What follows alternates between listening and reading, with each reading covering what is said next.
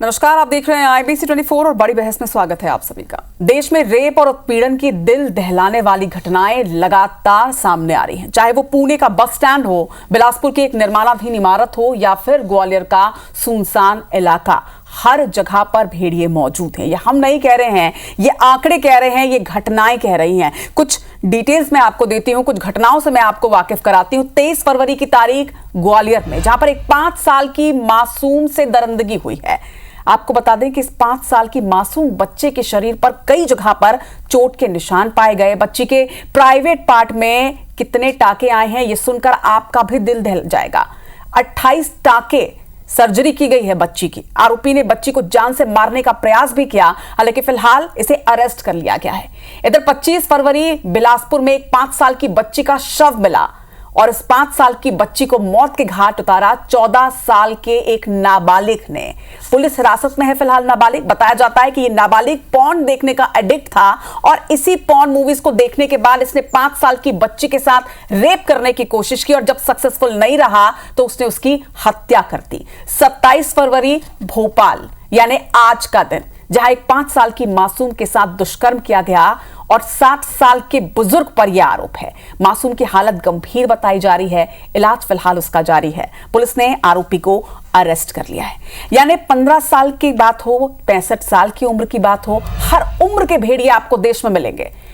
सवाल उठता है कि आखिर इस दौर को क्या हो गया है? सोच को इस तरह के हिंसक कौन बना रहा है और कौन से हैं वो हालात जो इस दौर को बलात्कारियों से आबाद कर रहे हैं? आज इन घटनाओं के बाद IBC 24 के कुछ सवाल हैं कि आखिर रेप की दहलाने वाली घटनाएं थम क्यों नहीं रही हैं? क्यों लगातार आंकड़े बढ़ते जा रहे हैं और हर रोज हमें ऐसी खबरों का सामना करना पड़ रहा है? अचानक भेड़ियों के रूप में मर्द सामने क्यों आ रहे हैं, चाहे वो 14 साल का एक नाबालिग हो या 65 साल का बुजुर्ग? आपको नहीं लगता कि वाकई में ये मर्द अब भेड़िए के रूप में परिवर्तित होने लगे हैं? सवाल यह भी उठता है कि क्या सोशल मीडिया के जो उकसावे वाले कंटेंट्स होते हैं, इसकी वजह से रेप के केसेस लगातार देश में बढ़ते जा रहे हैं? क्या महिलाएं उत्पीड़न और बलात्कारों के पीछे पुरुषवादी मानसिकता का हाथ है? ये सबसे बड़ा सवाल। वही ये सवाल ये भी है कि क्या मर्दों का समाज अब भी महिलाओं को मनुष्य होने का ओहदा नहीं देना चाहता? कम से कम ये घटनाएं जिस तरह की सामने आई हैं, उनसे तो यही लगता है। आज इसी मुद्दे पर चर्चा करेंगे और ना सिर्फ चर्चा बल्कि कोशिश करेंगे कि आज बड़ी बहस के माध्यम से एक सार्थक चर्चा हो, एक सोल्यूशन पर हम पहुंचे कि आखिर कैसे रोका जा सकता है और क्या बदलाव हो सकते हैं। हमारे साथ इस वक्त एक बड़ा पैनल जुड़ रहा है। हमारे साथ शताब्दी पांडे जी हैं, पूर्व अध्यक्ष हैं बाल अधिकार संरक्षण आयोग की। स्वागत करती हूं मैं शताब्दी जी आपका। निरुपमा वाजपेयी जी हैं, अधिवक्ता हैं बिलासपुर हाई कोर्ट में, ऐसे कई केसेस उन्होंने संभाले, इनसे भी चर्चा करेंगे। निरुपमा जी आपका भी स्वागत है, नमस्कार। डॉक्टर प्रियंका शर्मा हमारे साथ है, मनोचिकित्सक हैं, ग्वालियर से जुड़ रही हैं। प्रियंका जी आपका भी स्वागत है। सबसे पहले तो आप तीनों से ही मैं एक सवाल करना चाहती हूँ कि आखिर जिस तरह की घटनाएं आती है, हमें भी बहुत तकलीफ होती है कि हर रोज हम ऐसी, क्योंकि दिन ब दिन अब ये घटनाएं जघन्य रूप लेती जा रही है। 5 साल की मासूम बच्ची, शताब्दी जी क्या वजह मानती हैं आप कि लगातार इस तरह की घटनाएं बढ़ रही हैं?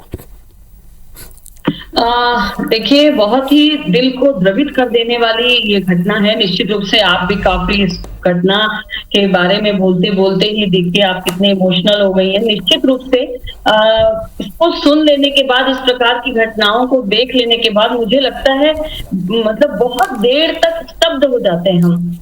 न कुछ खाने का, न पीने का, न किसी से बात करने का मन होता है। बहुत मन जो है वो दुखी हो जाता है, द्रवित हो जाता है। तो मुझे ऐसा लगता है कि जो हमारे देश के कर्णधार हैं, जो बाल संरक्षण को लेकर नियमों का पालन कराने के लिए जिम्मेदार लोग हैं, उनको इस ओर अब कुछ सोचना चाहिए। क्योंकि बहुत हो गई बातें संस्कार की, समाज की और जिम्मेदार लोगों पर बोलने की।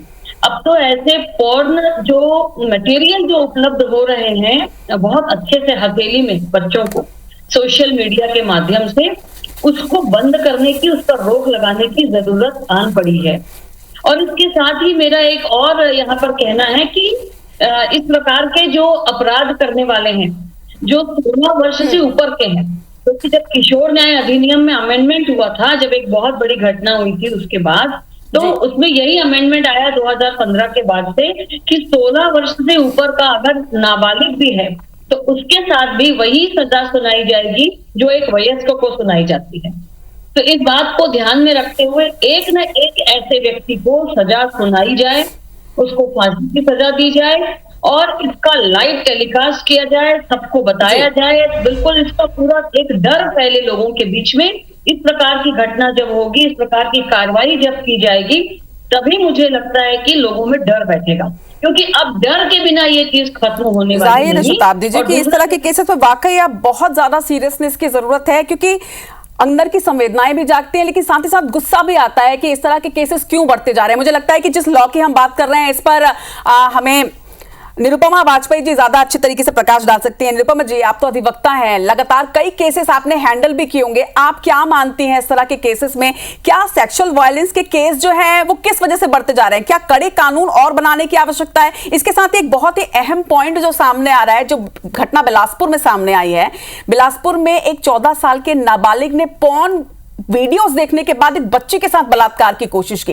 ये पॉर्न वीडियो जिस तरह से लगातार देखे जा रहे हैं, क्या ये एक बड़ी वजह है रेप केसेस के आंकड़े बढ़ने के पीछे? आप मानती हैं ऐसा?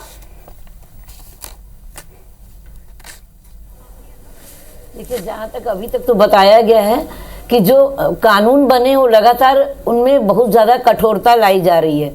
खासकर देखिए, अभी जो बच्चियों के साथ जो रेप केस हो रहे हैं उसमें फांसी की सजा, या रेप केसों में फांसी की सजा तक प्रावधान हो गया है और उसका संशोधन भी आ गया, सब हो गया है। लेकिन उसके बाद भी अपराधों का न रुकना, उससे ये नहीं होता कि कानून को कठोर बनाया जाए। कानून बहुत कठोर है, लेकिन कानून का जब तक कंप्लायंस सही रूप से नहीं होगा, जो नीचे की एजेंसियां हैं, जो परिवार हैं, जो सामाजिक संरचना है, अगर साथ में नहीं है और लोग अगर साथ में नहीं है, तो कानून भी किसी का कुछ नहीं बिगाड़ सकता। समाज में अगर फांसी सजा दे भी जाए, जैसा शताब्दी मैम ने कहा कि सार्वजनिक हो, सब हो, उससे भी कोई फर्क नहीं पड़ना है जब तक हमारी जो नीचे की एजेंसियां हैं उसको और अच्छे से कंप्लायंस न करें। उसका जो सामाजिक स्तर पे जो ढांचा बना है, अभी आपने पोर्न वीडियो की बात ही की, क्यों चल रहे हैं पोर्न वीडियो? क्यों नहीं उसमें बैन लग जाता? हमारे यहाँ कुछ देशों ने इस पर बैन लगाया हुआ है, तो हमारा देश क्यों उस पर बैन नहीं लगाता? बिल्कुल निरुपमा जी, वही मेरा सवाल है।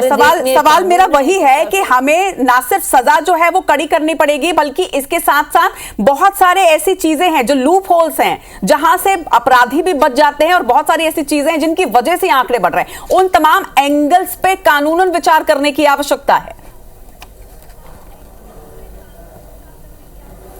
जी जी बिल्कुल। जैसे अभी अब देखिए, बढ़ते नशा, इतना नशा बढ़ रहा है, लोग नशा लेते हैं, पूर्ण सब तरह की चीजें। नशे में आज तक इतना क्यों नहीं लग पाया? क्यों हमारे देश में आज नशा खुलेआम लोग कर रहे हैं? और ये सब प्रश्न है। देखिए, उसकी तो सबसे पहले जो नशे के लिए है, उसके लिए उनके जो जिम्मेदार लोग हैं उनको कड़ी से कड़ी सजा देना चाहिए। और जो जगह जगह जो बड़े लोग हैं, बड़े लोग कभी नहीं पकड़ाते जो वाकई में उसका धंधा कर रहे होते हैं। छोटे मोटे लोग को पुलिस पकड़ के अंदर कर देती, 4 दिन में वो छूट जाते हैं क्योंकि उनके खिलाफ सबूत नहीं होता है। तो ऐसा ना करके जो वाकई में जहां से उसका सप्लाई हो रही है, जहां उसका बनना हो रहा है, ऐसे लोगों पे हाथ क्यों नहीं डालती है? निश्चित तौर पर ये भी वाकई में एक पॉइंट है ये। डॉक्टर प्रियंका शर्मा भी हमारे साथ हैं। प्रियंका जी, 5 साल की बच्ची के साथ 60 साल का बुजुर्ग अगर रेप करने का प्रयास कर रहा है, रेप कर रहा है, हत्या कर दे रहा है, तो आपको नहीं लगता कि वाकई में ये मानसिक विकृति है? क्या वाकई में इस तरह की मानसिक विकृति बढ़ रही है? और अगर ये मानसिक विकृति है तो क्या वजहें हैं इसके?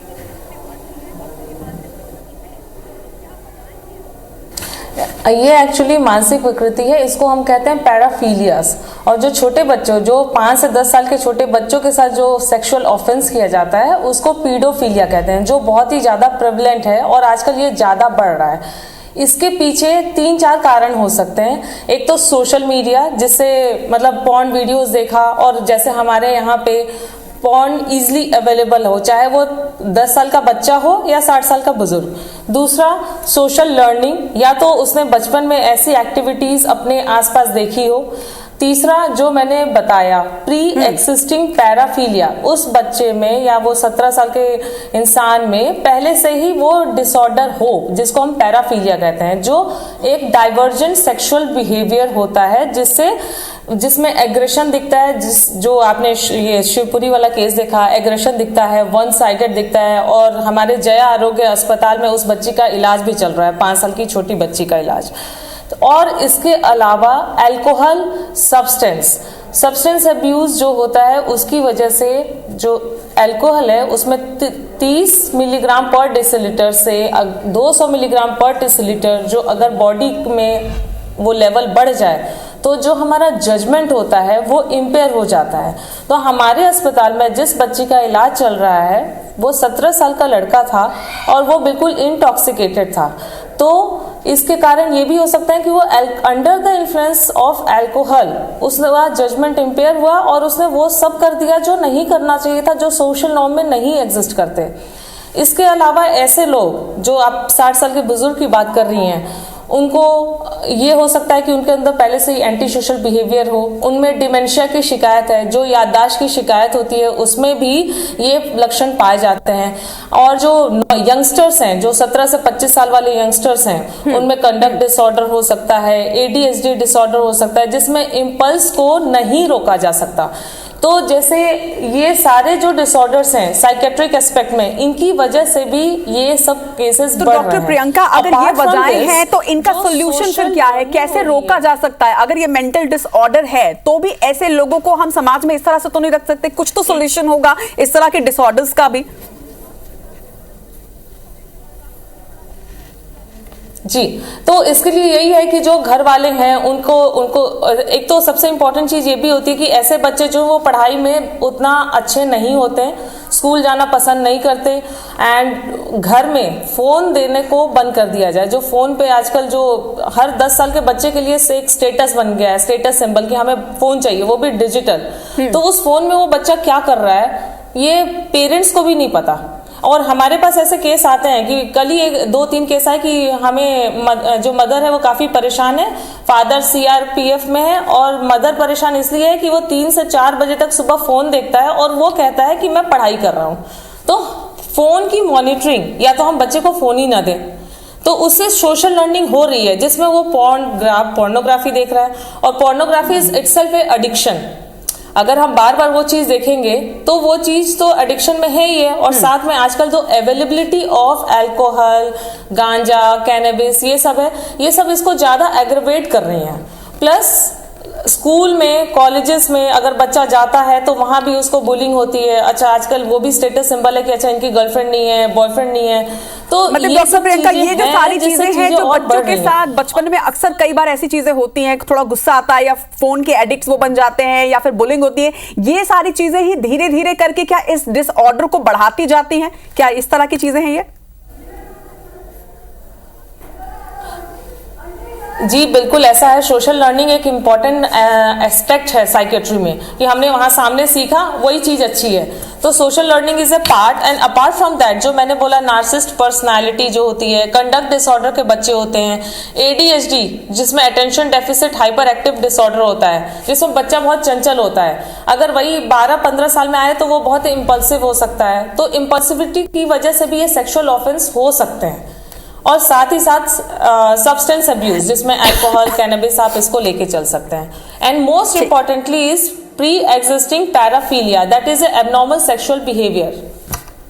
ठीक है शताब्दी जी, जिस तरह की घटनाएं सामने आई हैं, मासूम बच्चियों से लेके बुजुर्ग महिलाएं तक अब इस तरह के उत्पीड़न का, इस तरह के केसेस का शिकार हो रही हैं। और दूसरी तरफ एक और चौंकाने वाली चीजें अब ये सामने आ रही हैं कि छोटे छोटे बच्चे, नाबालिग बच्चे रेप का प्रयास कर रहे हैं, और वहीं बुजुर्ग भी ऐसे जो मासूम बच्चियों के साथ में दरिंदगी करने की कोशिश कर रहे हैं। हमने जिस तरह से चर्चा की, इसमें ये बात तो समझ में आ रही है कि एक मानसिक विकृति होती है डेफिनेटली, लेकिन इसे किस तरह से ठीक किया जाए? हालांकि हम मनोचिकित्सक से भी इस बारे में चर्चा कर रहे हैं, लेकिन क्या ये जरूरी नहीं है कि समाज में कोई जागरूकता अभियान चलाया जाए, कुछ काउंसलिंग सेशंस ऐसे हों जिससे इस तरह की चीजों पर रोकथाम हो सके कम से कम?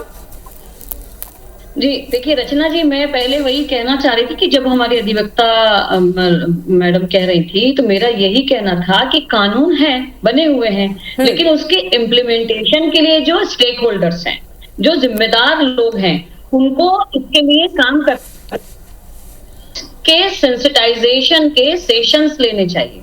उनको इसके लिए सतत प्रयास करना चाहिए, क्योंकि कोई भी कानून बनता है, नियम बनते हैं, उसके रूल्स बनते हैं, उसको कौन सी एजेंसी किस स्तर पर कैसे लागू करेगी सब तय होता है। लेकिन ये सिर्फ फाइलों में बंद न रह जाए, इसके लिए बहुत सारी एजेंसीज काम करती हैं, बाल संरक्षण आयोग होते हैं, बाल संरक्षण समितियां होती हैं, जिनका काम है हर जिले में 17 से 20 लोगों का उसमें एक पूरा अमला होता है। इनका काम होता है संस्थागत गैर संस्थागत स्तर पर काम करना। तो इस प्रकार के कानून जो बनते हैं उसको इम्प्लीमेंट करने के लिए जो जिम्मेदार लोग हैं उनकी जिम्मेदारियों को तय करना पड़ेगा, उसको मॉनिटर करना पड़ेगा। हम बार बार ये कहेंगे कि समाज की मानसिकता, लोगों की मानसिकता, तो मानसिकता तो एक विषय हो गया निश्चित रूप से, लेकिन इसके इम्प्लीमेंटेशन के लिए जवाबदार लोग कौन है, उनकी अकाउंटेबिलिटी बनानी पड़ेगी। अकाउंटेबिलिटी नहीं बनेगी तो उनके ऊपर में एक्शन लिया जाए। ये सारा कुछ अब बहुत गंभीरता से इसको लिया जाना चाहिए, ये मेरी मांग है और ये मेरा कहना है। जहां तक मनोचिकित्सक द्वारा जो बातें कही गई उसमें मैं ये कहूंगी कि ये बातों को वो लोग समझ पाएंगे जो थोड़े समझदार हैं। लेकिन जैसा कि जब मैं बाल संरक्षण आयोग की अध्यक्ष थी, उस दौरान जब मेरा जाकर के संप्रेषण गृह में इन नाबालिग बच्चों से मुलाकात होती तो मैंने उनसे पूछा था कि बच्चे तुमने ये अपराध किया क्यों, क्या कारण था। और जब मैंने उसका अध्ययन किया किशोर न्याय के परिप्रेक्ष्य में, तब हमने ये पाया कि वही बातें जो उन्होंने बचपन से देखी अपने घर के आसपास, अभी भी हम अध्ययन करेंगे तो जितने भी ये केसेस हैं, जिस 60 साल के बुजुर्ग का यहाँ बार बार चेहरा दिखाया जा रहा है, आप ही देख लीजिए वो कौन है। तो इनकी तो आदत ही होती है इस प्रकार के काम करने की, ये डरते नहीं है इन सब चीजों से।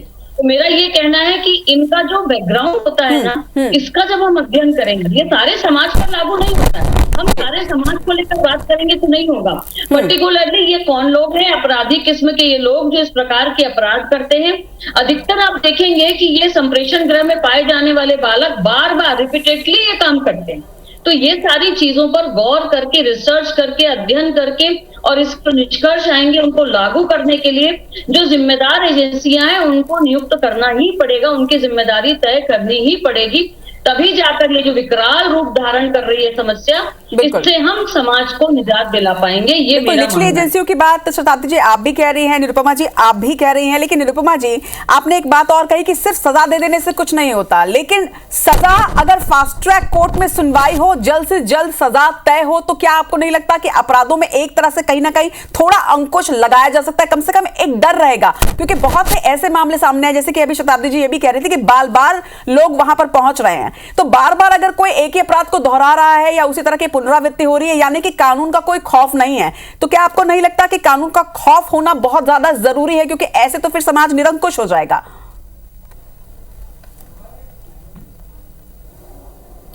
जहाँ तक देखिए अभी बताया जा रहा है कि जो कानून का जिस तरह मतलब बोल रहे हैं ना, बार बार लोग आ रहे हैं, तो बार बार इसलिए आ रहे हैं लोग कि इसलिए नहीं आ रहे हैं कि उनको कानून को सजा मिल रही है, फिर भी क्योंकि वो नाबालिग की श्रेणी में आ रहे हैं तो उनको फांसी की सजा नहीं हो सकती, उनको लाइफ नहीं हो सकती अगर वो 16 साल से कम है।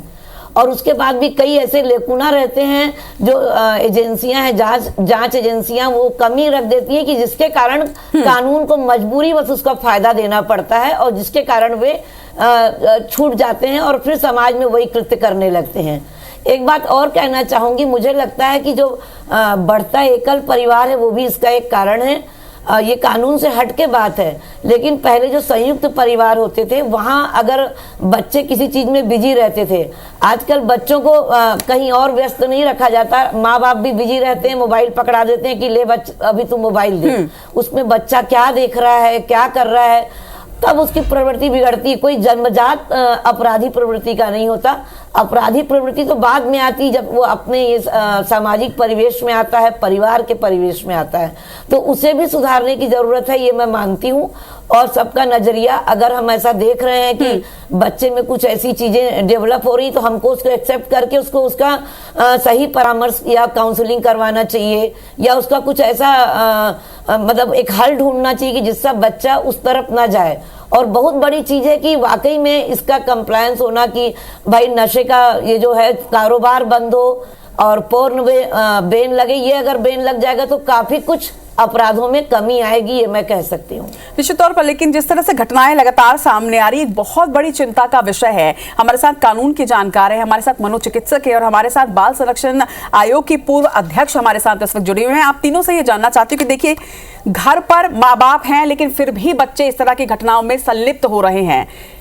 समाज में लोग हैं लेकिन इसके बावजूद भी जागरूकता नहीं आ पा रही है, कानून है लेकिन फिर भी अपराध बढ़ रहे हैं, तो फिर आखिर सोल्यूशन क्या है? किस तरह का सोल्यूशन निकाला जाए? समाज को क्या संदेश जाए कि कम से कम अपने प्रयास से कुछ तो प्रयास करें, एक स्टेप तो आगे बढ़े कि कम से कम कुछ घटनाएं यहां पर रुक पाए। एक एक करके आप तीनों से जानना चाहूंगे कि क्या सोल्यूशन आज आप हमारे मंच के माध्यम से इस तरह की चीजों के लिए देना चाहती हैं। प्रियंका जी, पहले आपसे।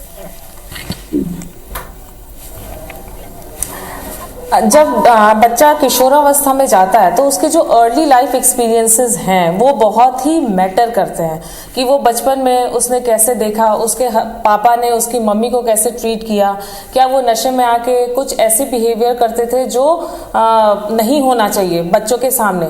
तो ये एक तरह का सेक्सुअल अब्यूज कभी हुआ क्या एज ए चाइल्ड जब बच्चा, क्योंकि जॉइंट फैमिली में कई बार आपने सुना होगा कि जॉइंट फैमिली में भी बच्चे को सेक्सुअली अब्यूज करते हैं। एक कमरे में घर वहां पे सेक्सुअल एक्ट होता है, जैसे पेरेंट्स कर रहे हैं बच्चा देख रहा है। तो ये सब अर्ली चाइल्डहुड एक्सपीरियंसेस ये काफी मायने करती हैं। तो एक घर में बेसिकली जो घर होता है वो शुरुआत होता है किसी भी किशोर अवस्था का। तो उस घर में हम उसको कैसा माहौल दे रहे हैं, उस घर के लोग जो मेल्स हैं वो फीमेल्स के साथ कैसे व्यवहार कर रहे हैं। ये नहीं कि हमेशा कई बच्चों को मैं देखती हूँ कि वो आके काफी बाद में डिप्रेशन में चले जाते हैं जब देखते हैं कि पापा ने मम्मी के साथ ऐसा किया, है ना। कई बच्चे शादी नहीं करना चाहते कि भाई शादी करके मेरे साथ भी ऐसा होगा। तो जो भी हमारे अर्ली लाइफ एक्सपीरियंसेस हैं जिंदगी के, वो हम एज ए एडल्ट हमारे अंदर वो चीज को लेके अपने लाइफ के एक्सपीरियंसेस, और क्योंकि मुझे भी ये लगता है कि शायद कहीं ना कहीं बच्चा उस चीज को जब एक्सेप्ट कर लेता है, जब वो बड़ों को करते देखता है तो उसे लगता है कि शायद ये गलत नहीं है और इसी वजह से शायद वो उस पर बाद में अमल करता है। निरुपमा जी, आपका सोल्यूशन क्या है आज? क्या वाकई में कड़े कानून बनाने चाहिए, फास्ट ट्रैक्स को बढ़ाना चाहिए, या फिर और कोई आपको सोल्यूशन इन सारी घटनाओं पर लगता है? देखिए, कानून तो पर्याप्त बने, मुझे लगता है अब तो काफी कुछ हो गया है, उनमें संशोधन और उनका कंप्लायंस हो रहा है। लेकिन ये जो सुधार है तो घर से भी आएगा और समाज से आएगा और लोगों से आएगा। लोग इस पे जागरूकता फैलाएं, घर घर में एक माँ बाप को ये संदेश देंगे कि बच्चों को पर्याप्त समय दीजिए, बच्चा क्या कर रहा है उस पर नजर रखिए, बड़े क्या कर रहे हैं, कोई ऐसी एक्टिविटी देख रहे हैं तो उस पर तुरंत एक्शन लें। और ये मत डरें कि हमारे घर का बच्चा है, हमारे पड़ोस का बच्चा है, हमारा अपना है। जो भी होता है उसके लिए बोलिए, आवाज उठाइए और उसको सही रास्ता दिखाने के लिए जो भी प्रयास होता है। और सबसे बड़ी बात, जो आयोग या जो भी बनते हैं उसमें राजनीतिक पहुंच के लोग ना बन के कम से कम ऐसे लोग बने जो वाकई में सुधार लाना चाहते हैं, काम करना चाहते हैं और काम कर रहे हैं। ऐसे लोग अगर आगे आएंगे तो वाकई में बहुत कम ऐसा होता है। फिर समाज में जो जागरूकता है उसके लिए बहुत जरूरी है हमारे परिवार से जागरूकता लाना। परिवार में सबसे पहले लोगों को बताना होगा और किताब की तरफ फिर बढ़ना होगा। बच्चों को बताना होगा कि अच्छी अच्छी किताबें पढ़िए, और जब मतलब ये सब पढ़ने की जब बातें आएंगी, संस्कार पैदा होंगे तो अपने आप अपराध कम होंगे। जी निरुपमा जी, शताब्दी जी, कोई भी माँ बाप अपने बच्चे को उसके साथ नहीं पालता, ऐसी परवरिश नहीं देता कि वो बड़े होकर रेपिस्ट बने या किसी का बलात्कार करे, और कानून हर चीज के लिए बने हुए हैं लेकिन इसके बावजूद भी घटनाएं सामने आ रही हैं, तो फिर आखिर सोल्यूशन क्या है? मेरा ऐसा मानना है कि समन्वित प्रयास होने चाहिए। कानून जो बना है उसके इम्प्लीमेंटेशन करने वाली एजेंसीज और समाज के कर्णधार लोग और समाज की कुछ ऐसी सामाजिक संस्थाएं, ये सब मिलकर समन्वित रूप से अगर सामने आएंगे, जैसे कि हमने देखा स्वच्छता अभियान के लिए कैसे लोग सामने आए, तब हमारे देश की तस्वीर धीरे धीरे बदलने लगी। इसी तरीके से ये जो मानसिक अस्वच्छता है इसको दूर करने के लिए भी समाज को आगे आना होगा, मानसिकता में परिवर्तन लाना होगा। साथ ही कानून का उपयोग करते हुए कानून को इम्प्लीमेंट करने वाली एजेंसीज को भी थोड़ा अपनी अच्छी इच्छा शक्ति के साथ काम करना पड़ेगा। ये नहीं कि हम ड्यूटी कर रहे हैं, ड्यूटी बजा दे रहे हैं, बस खत्म। इसके साथ ही मध्य प्रदेश ने जिस तरह पॉक्सो एक्ट में फांसी की सजा का प्रावधान किया है, हमारे छत्तीसगढ़ में भी इस पे अमेंडमेंट होने की जरूरत है और होना चाहिए, ये मेरा मानना है। एक दो ऐसी घटनाएं हो, ऐसी फांसी की सजा दी जाए जिसको बिल्कुल सोशल मीडिया के माध्यम से लोगों को बताया जाए। मेरा ऐसा मानना है कि डर होगा, डर और समझदारी दोनों के माध्यम से। बहुत अच्छी चीज आपने बोली शताब्दी जी कि मानसिक अस्वच्छता, और मुझे लगता है कि साझा प्रयास के साथ ही ये दूर होगा। देश के हर व्यक्ति को इस ओर एक कदम उठाना होगा, तभी जाके हम इस पर एक सोल्यूशन निकाल पाएंगे। और एक समाज के तौर पर, एक देशवासी के तौर पर हमें भी कदम उठाने होंगे कि हम अपने देश की बेटियों को, महिलाओं को सुरक्षित रख सके। आप तीनों का ही बहुत शुक्रिया आज हमारे साथ इस चर्चा में जुड़ने के लिए। हमने कानूनी हल जाना, हमने सामाजिक तौर पर, मनोचिकित्सक तौर पर क्या हल हो सकता है ये भी जाना, लेकिन आप सबसे भी आज IBC 24 ये अपील करता है कि आप सब भी एक कदम जरूर उठाइए। जो बात कही जा रही है, जो चर्चा आज हमने की कि एक मानसिक अस्वच्छता लोगों में आ गई है, एक मानसिक विकृति है, घरों से इसकी शुरुआत कीजिए ताकि समाज ये ना कहे कि अगले जन्म मुहे बिटिया ना कीजिए। सोचना आपको है, समझना आपको है और हल भी हम सबको मिलकर ढूंढना है। आप तीनों का भी बहुत शुक्रिया, दर्शकों का भी शुक्रिया आज हमारे साथ चर्चा में जुड़ने के लिए।